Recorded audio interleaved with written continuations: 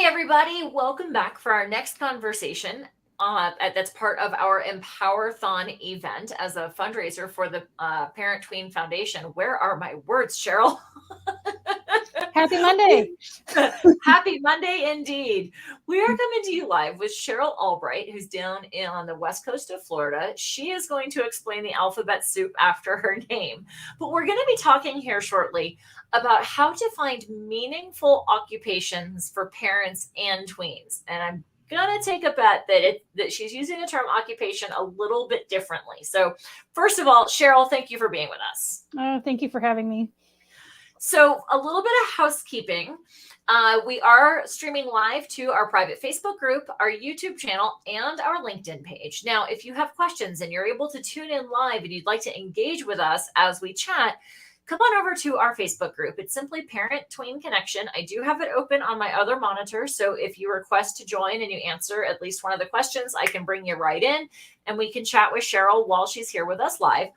And I also want to explain what Empower-thon is. It's the inaugural fundraiser for Parent Tween Foundation.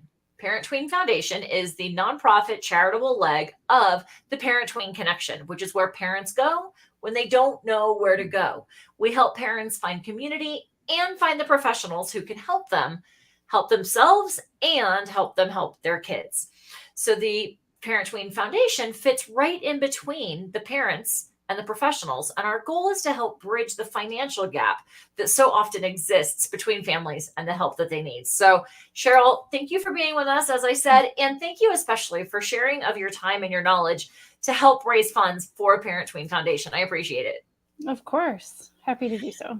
Awesome. So let's start with the alphabet soup so we can anchor folks in your background and they understand where we're coming from. Sure. So like she said, my name is Cheryl Albright. I'm an occupational therapist, which is the OTRL. That means that I'm registered and licensed, and I've been an OT for 20 years. So the meaning of occupation it has nothing to do with a job. It's just how you occupy your time. And if there's any injury, illness, or anything that's impacting your ability to participate in those things that occupy your time. I'm also a certified international yoga therapist. So the CIAYT is just certified by the International Association of Yoga Therapists. Not so much recognized in the US, but around the world, it seems to have more of an impact. I do have an older brother with autism, and I had an aunt with Down syndrome. So my lens is usually through developmental disabilities. However, all of this could be bridged to any population, pretty much of any age. So usually I have an interactive presentation. So I'm asking people, people think that yoga is a physical exercise and ask who actually practices themselves. And you're going to hang in with me as far as we're going to use it through the yoga lens. And I'm going to bridge the gap as to what other occupations can come with that. And if anybody's using it, and what limbs, and what do I mean by limbs of yoga? Yoga has 8 different limbs to it, according to Patanjali. So are you using more of the movement, the breath, self-restraint, which we know many of our teens and tweens do not have, meditation, concentration, things that they need to survive in school, withdrawal of the senses, and then if you wanted to go into the spiritual side in enlightenment. Most people know yoga for the first part, for the asana or the movement or postures, and it's so much more than that. And so, movement can be done any number of ways. So are your tweens and teens actually moving their bodies, or are they on their smartphones or tablets or electronic devices or whatever the case may be? If they're engaged in a sport, are they actually breathing? And I find that some of them, maybe they have allergies or asthma or some kind of underlying health condition, or they just don't move enough and they don't breathe well enough. None of them have any kind of self-restraint. Their brain hasn't developed yet. And so how are we going to teach some of those skills? Right? And so I was trained by Sonia Samar, who was the creator of Yoga for the Special Child. And these are the occupations that go into a yoga class. At least I do. So singing. Why in the world would we sing? We're going to get into that in a minute. Breath work, eye exercises, physical postures, and of course, relaxation are like some of my friends like to call it the dessert of the yoga class. And the only reason they come to some of mine is that relaxation at the end. So singing or chanting with hand movements, when the kids are younger, this is called like a dual tasking. And I actually do these with seniors too that have dementia so that we can work different parts of their brain. But singing, it helps me gain their attention. So when I go into behavioral health centers that are for adolescents, teens, it's the first thing I do. And they are like, this is the most uncomfortable thing. It's just a big repeat after me song. Summer camps have them. Right? Like, and I could, say there's a great big moose and go into that, bust into that song too. But, there is, some science behind, having singing and movement and the rhythm and, and it helps everybody exhale. So if you've ever noticed when you're in a really bad mood, that if you sing, it changes your mood. So you hear 100%.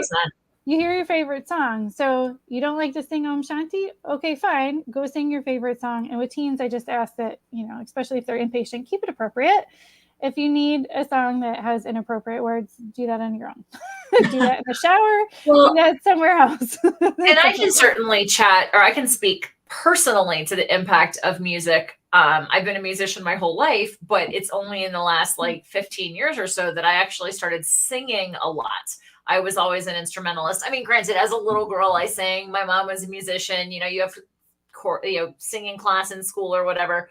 But as I aged into middle school and high school, the singing fell away.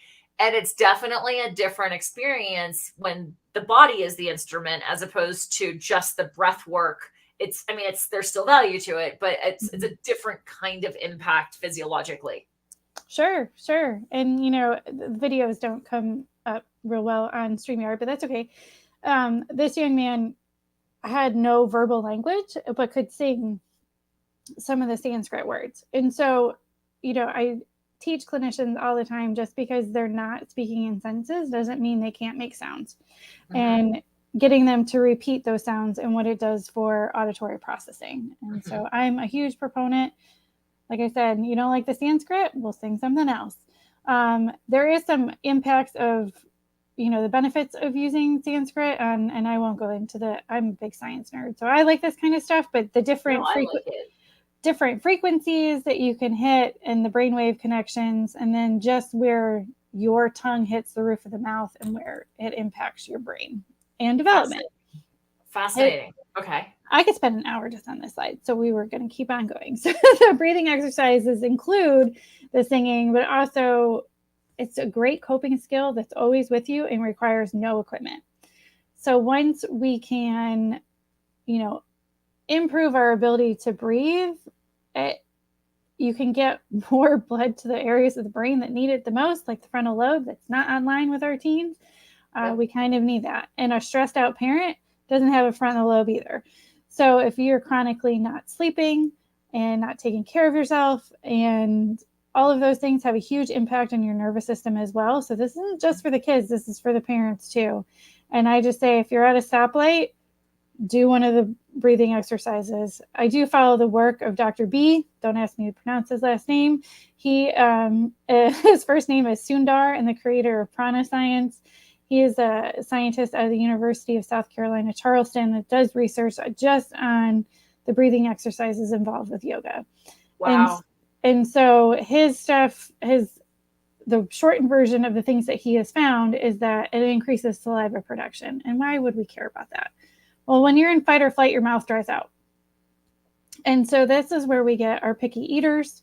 We get kids that maybe won't use or maybe have some speech, because when your mouth is dried out, it's harder to talk.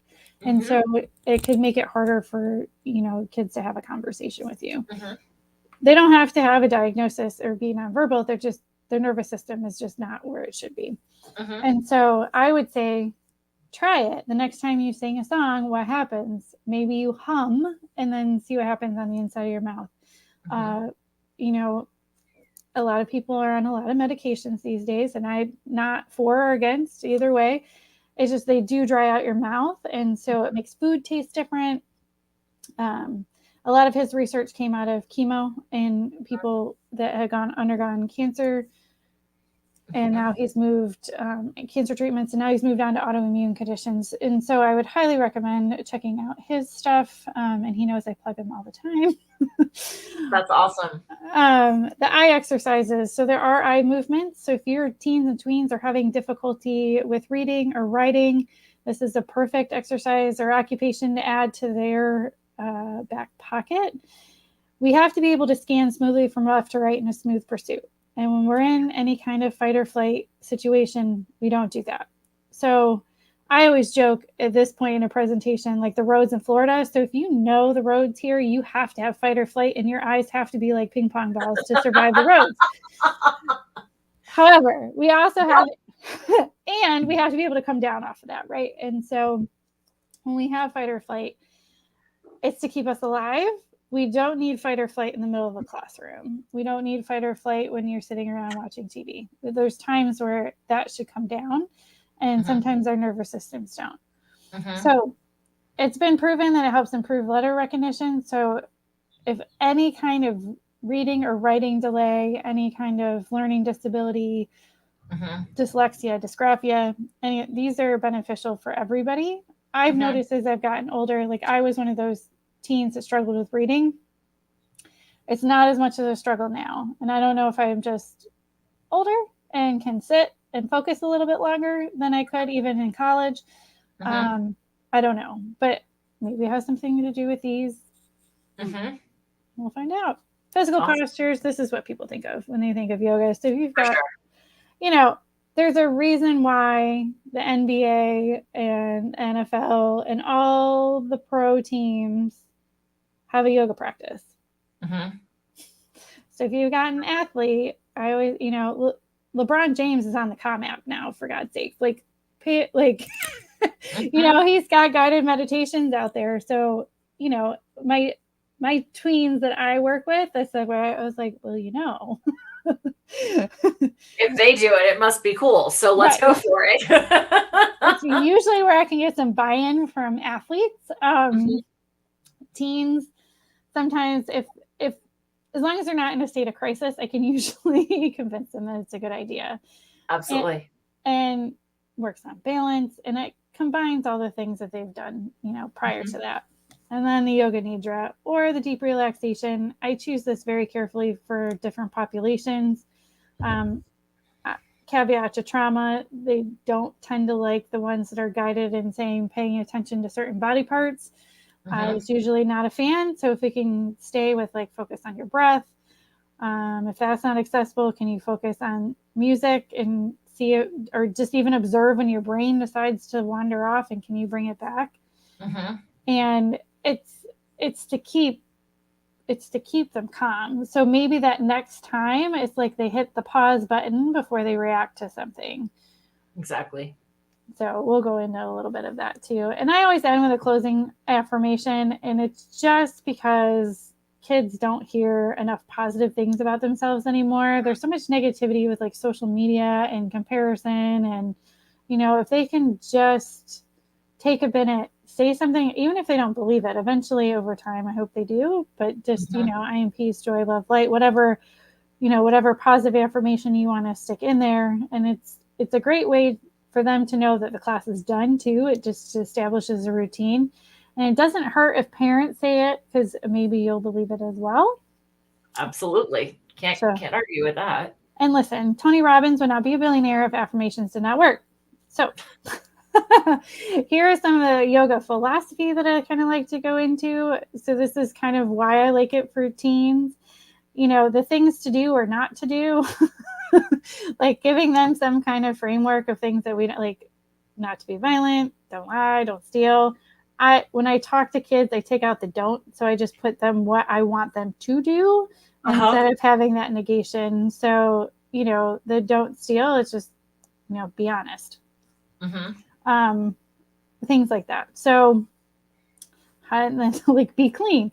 How many teens do you have to fight with to get in the shower, or adolescents to so I do realize this doesn't sound like occupations, but it's to get them to get there, right? To do the things, right? Do the things. And so then they start feeling better about themselves, especially those that have maybe lower self-esteem or borderline some mental health challenges and things like that. So I had a student who has alphabet soup, which is, has a bunch of diagnoses. And the deal was she started stealing. And I thought, okay, so you would think I would have went right to do not steal, but we actually went to ahimsa first, so nonviolence or, to cause no harm. And it was interesting because she eventually, we laid out a roadmap. She didn't have a pause button, so we actually made a flow chart. So it was like, so she could write in the desired object of the thing that she wanted and all of her choices. And so if I steal, these are what the consequences to those are. Maybe I'll ask mom if she says yes, no, or, what are the things. And so now the pause button's there because she'll actually pull out the flow chart instead of reaching for the thing in the store. That's what we wanted. I could care less of what the flow chart had to say, but how are we going to cause that pause button to happen? And that's, and so I don't know if I can't click on these, but that's okay. We create wellness plans. These came out of the pandemic. Really, I was on a call. The American Occupational Therapy Association did a really nice job of providing CEUs or continuing ed to keep us engaged as well and in an occupation. And they offered them for free, which was even better. Nice. So out of British Columbia came, adult wellness plans, and how are we going to keep these people well, and how is it going to translate into telehealth, and how, and it was just a nice framework of, what does this look like? And I have a lot of black and white thinkers that I work with, and they could have a different label of all sorts of different things. But the black and white ones, I just started using the pediatric pain scale because it's something they see, it's readily available. So 0 meaning we're happy, we're good, no problems, and 10 meaning we are no longer in control of our body or our brain. And that just enough. I mean, usually they get the 0 and the 10, and then we have to work on kind of the in between. So they start to feel when that's starting to escalate because they may not have that connection. Their brain and their body may not be talking to one another. And so how do we get that to happen? And so that's where the yoga piece, bringing awareness to the body. And then can we tell maybe when that body and brain maybe not communicating with one another so well, and what does that mean? What does that feel like? What can we do? And then all the adults surrounding them, or if it's an adult plan, all the people that their support system are all speaking the same language now. So even, the kids in the one behavioral health center that I go into are like, Miss, you do it backwards. And I was like, well, it's just the pain scale. So if I was to say, if it hurt, what would you tell me? And it's the same. So actually, I'm the one that's doing it in order, whereas, other people are trying to reinvent the wheel. And the nice thing is the pediatric pain scale has the faces with it. So if they need a visual, that's really cool, is there. And so I didn't have to create it. I'm just using it in a different way. But when we go to the doctor's office, they're going to be like, are you in any pain today? Now we've already kind of established, because emotional dysregulation and pain can kind of overlap a little bit. And so just having everybody speaking the same language around an individual. So I did have somebody, with a mental health diagnosis, and we got her to the point where she could just say, I'm on a 6. And then the staff would give her PRN medication so she wouldn't get hospitalized as often. And so then my job was done. We've created a language that everybody can speak together, and that we know what it means. Because when we start to get dysregulated, our language, our ability to speak decreases. Goes out the window, yeah. Or not necessarily completely gone, but it can. And so if we can just say or point to a number, and even my students who have limited language just at baseline, maybe they have an autism diagnosis or some other kind of developmental disability, because they see it at the doctor's office, they see it every time they've been hospitalized, they've seen, so they kind of grasp the concept already, and they get it. Once we say, we have to model it too. So for my parents, especially when everybody was in lockdown, I was saying, you use the numbers too. Like right now I'm at a 6 and I'm nervous because of model it. Because it's not just me teaching it once a week isn't going to cut it. It's like okay, well, I'm driving around right now. Do you see all these like crazy people on the road? It's making me like, so like you talk about it as you're doing things that you do around the house. Awesome. Or, you know what? Like I asked you to clean your room. Now I'm on a 5 because you didn't do it. And I'm going to go take time for myself or whatever the case may be. But using the numbers so that they get the association of like, this is what this could mean. And I've had a lot of success with it. So we're going to keep using it. But this is your beautiful vagus nerve. We need this online. It controls so many things. And our teens that are having a hard time accessing their frontal lobe and that have impulse control issues, we need this guy because this guy goes offline and all sorts of things can happen. So that hypervigilance in the eyes that I was talking about before, your heart rate, your breath, like even your blood oxygen concentration can go down too. That's why the breath work is so important. So if I put a pulse ox on your finger, it might say low 90s instead of high 90s, where an average child would be. Digestion, liver, reproductive, all of it. If we're living in a state of chronic, I'm saying chronic, fight or flight, these things go offline. The most common complaint a parent usually has to me is constipation. Here it is. You don't need to digest if you're in fight or flight. Your body is just in survival mode and it's just trying to keep you alive. That's all it's doing. Sense, yeah. So I geek out on the nervous system stuff. So like the things above the diaphragm are myelinated, which means it has a quick speed pass to the brain, whereas underneath does not. So that's why the digestion goes off, and that's why our liver enzymes go up. And in even some cases, high cholesterol, as well as poor digestion. The pancreas could be secreting insulin when it doesn't need to because it's trying to give you the energy to fight or flight. So you have one or two things. Kids are not hungry, or they don't have an off switch. They don't know when they're hungry. They don't know when they're full. They don't, and then you're putting, and your body's secreting glucose at the same time. So not good. These are also the kids that'll not go to the bathroom all day because they don't feel it. Now, we've all done this. We've had really busy days where go. And then we realize, I didn't stop to pee. Right. Like we've all done that. It just, it's when it's chronic that it becomes a situation. So meditation's a big part of it. When do we know an individual is ready? Which kind do you prefer? Where do you start? Do you get an app? What do you do? Many psychologists and licensed mental health counselors are prescribing this, but they're not really guiding people. Like if you go to YouTube and put in meditation, you're going to be there for days. Right? So it's trying to figure out what they prefer and what's actually going to keep them engaged. I know for me, I tend to have more of a hyperactive brain. So I like mantra repetition because then I'm repeating the same thing over and over again, usually with a mala bead, because now my hand and my brain are doing something and then it can't possibly do anything else. Like it's busy. So it keeps you focused and keeps you focused longer. Some people just use the breath. I'm breathing in, I'm breathing out.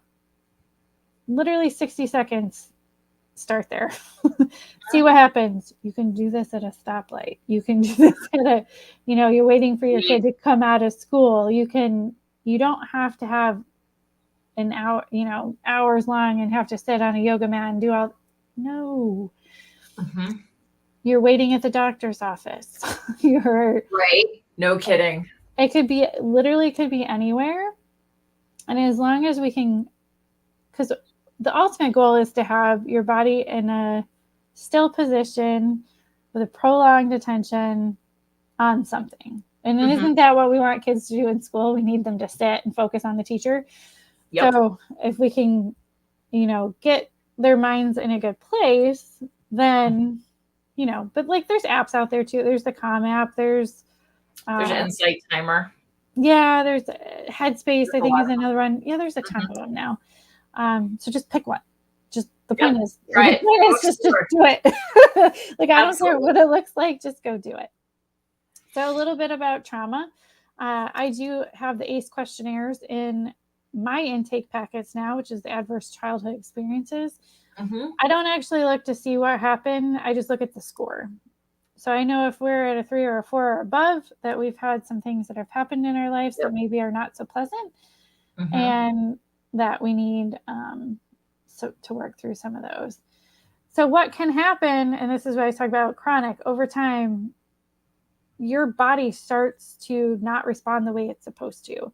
And so I don't really care what the task is, but I'm watching the body's response to what I'm asking. So if I'm asking to walk on a straight line, or if I'm asking somebody to stand on one foot, maybe I'm asking somebody to do something with their eyes closed, and what does that look like? And it's the degree of control. And it doesn't matter what the diagnosis is, I can pull it out. So the only reason I need a label is for insurance. If I have to bill insurance carriers, then I need a label. Other than that, I don't. I really don't, unless it's a heart condition or a seizure disorder or something medical I really need to be aware of.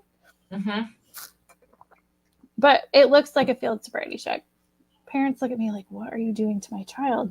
They're not drunk. And I'm like, this is not for drinking. This is for brain processing. But the same thing can happen over time. So if you have chronic lack of sleep, you could look and act like you're intoxicated. Oh yeah. Well, and I mean, studies have shown that tired driving is frequently, or is at least or more dangerous than drunk driving. Exactly. And so then you're as an adult, supposed to make adult decisions when your brain is that impaired. So just it's something to think about. And, I use the quick neurological screen. It's my preferred. If I have to do a standardized assessment for insurance, this is what I'm using. But I also look for things like, are they complaining are they sensitive to light? Are they picky eaters or other GI issues? Are they constantly sweating? Right. Are they talking like this? Overweight, underweight, obese? Do they not want to eat? Are they recognizing those internal signals to let them know that they're hungry or not hungry?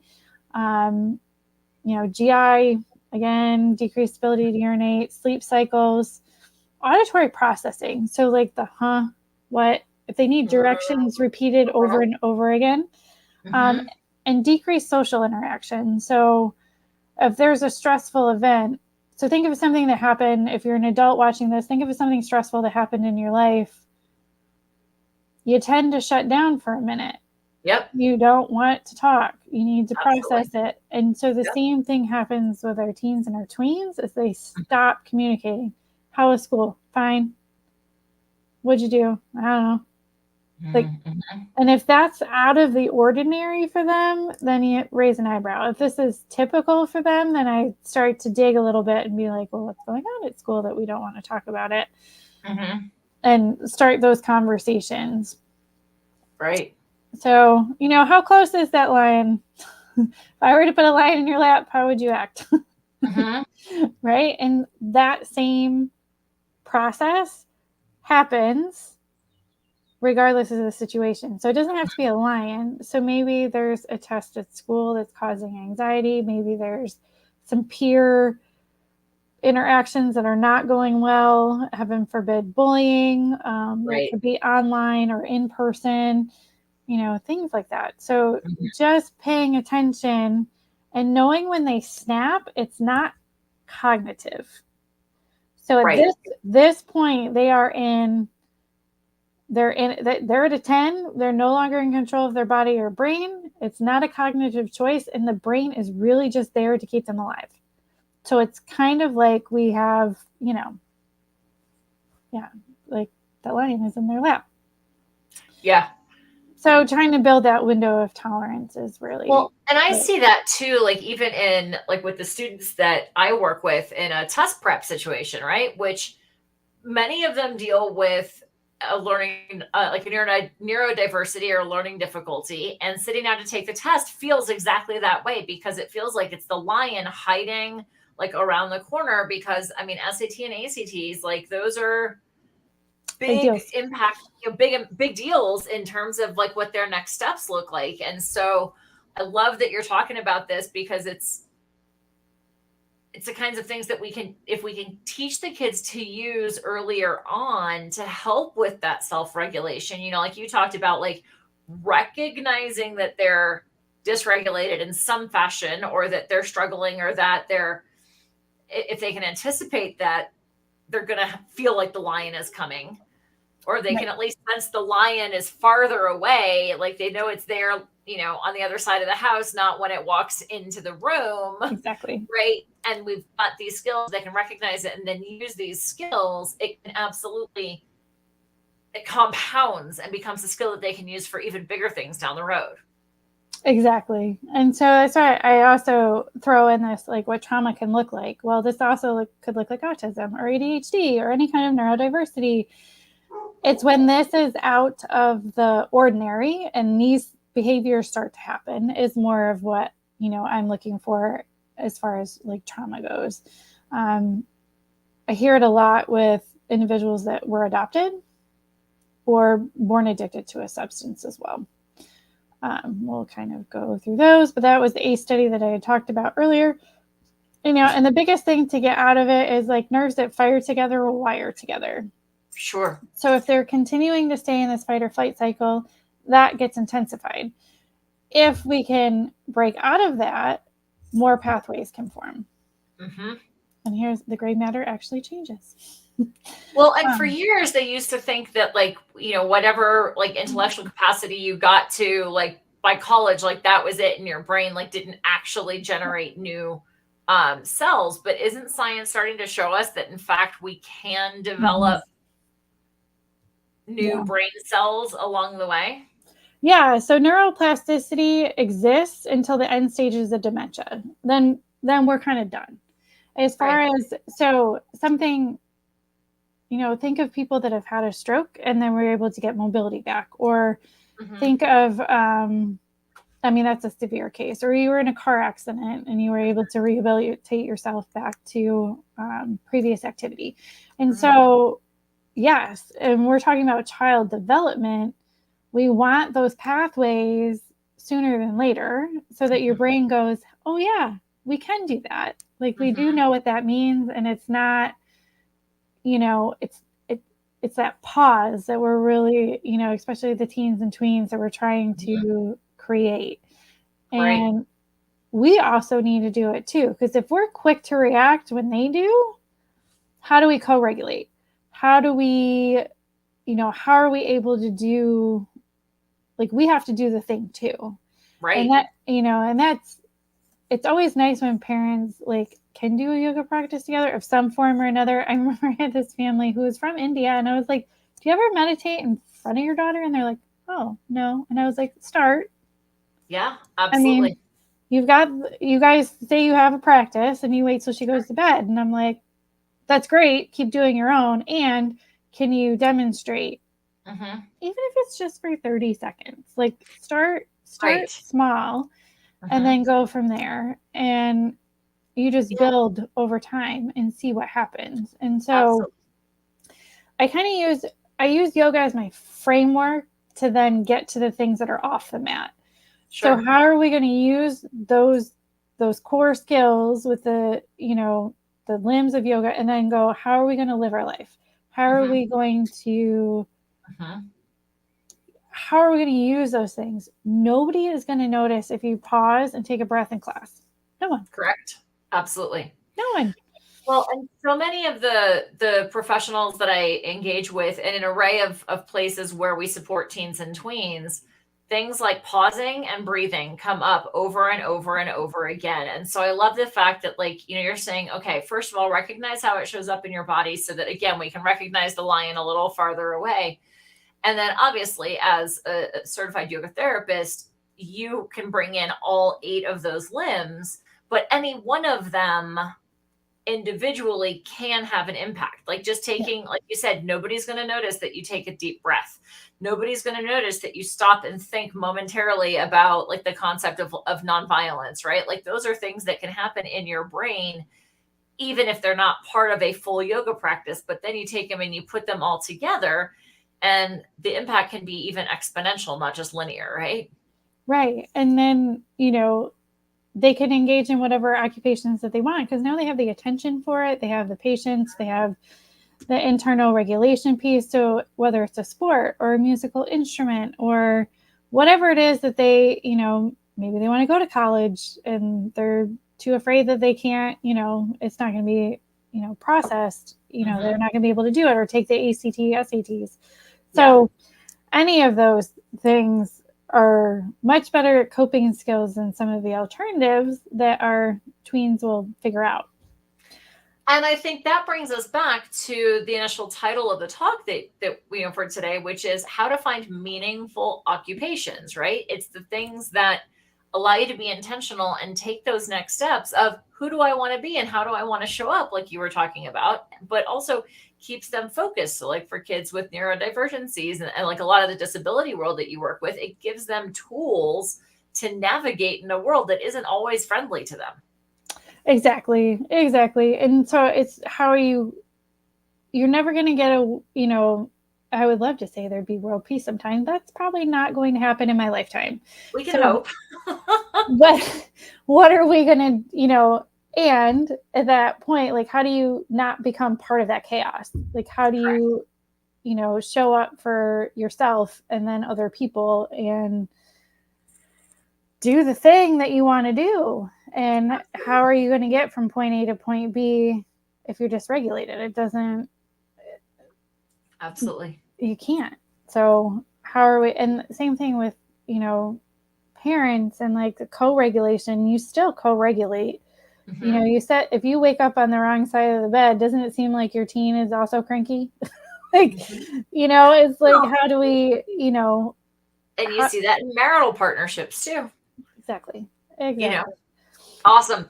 I love that you love the nerdy side of things because I do too. So we may have to have you back for another event that's specifically about like the nerves, like the nerdy side of what goes on with this dysregulation. But to folks who are listening, I'm sure you've gotten some information about how to help yourself, how to help your kids. And so, like I said, I promised you a shameless plug. Here it is.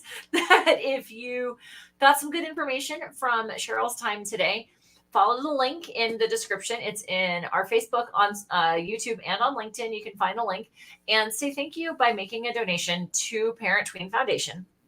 And we actually have a little bit of a friendly competition among some of our presenters that if whoever ends up being the fundraisingist, if you will, professional to join us, whoever helps us raise the most, will take 20% of their donations and contribute them to a family-focused organization of their choice. And for the life of me, Cheryl, I can't remember whom you indicated, and it's not in my notes.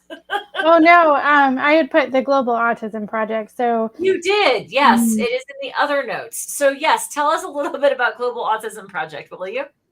20-year-old nonprofit based out of Brooklyn, New York, and their mission is to keep autism therapy and treatment humane across the planet. And so they have partner sites around the world. My company is an affiliate of them, and I'm off this summer to travel with them as well. It's just, how do we keep this global network of neurodivergent individuals together and support one another, both in business and therapeutically. In life. That is awesome. Very cool. Well, thank you again for your insight. I appreciate it.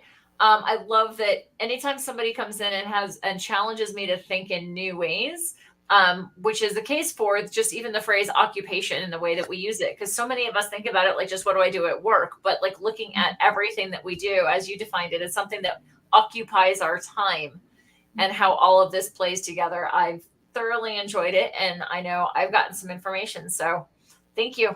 Thank you. All right, everybody. Have a great one. We'll talk to you soon.